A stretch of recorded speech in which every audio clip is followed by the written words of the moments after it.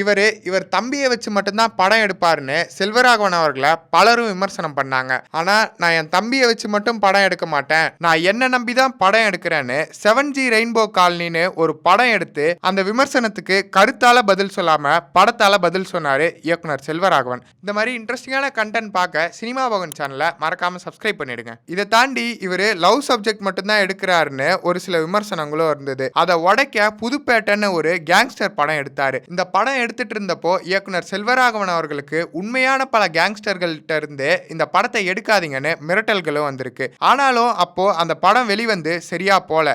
படம் வெளியாகி 10 வருஷம் கழிச்சு சோசியல் மீடியால புதுப்பேட்டை படத்தை கொண்டாடி தள்ளாங்க ஆடியன்ஸ். அந்த படத்தை கொண்டாடுனதையும் தாண்டி புதுப்பேட்டைக்கு பார்ட் 2 எப்போன்னு கேட்குற அளவுக்கு கேங்ஸ்டர் மூவிஸ்க்கெல்லாம் ரெஃபரன்ஸாக அமைஞ்ச படம் தான் புதுப்பேட்டை. இந்த செல்வராகவன் அவர்களின் வாரத்தில் அவரை பற்றின தெரியாத பல தகவல்களை தெரிஞ்சுக்க சினிமா போகன் சேனலை சப்ஸ்கிரைப் பண்ணுங்கள்.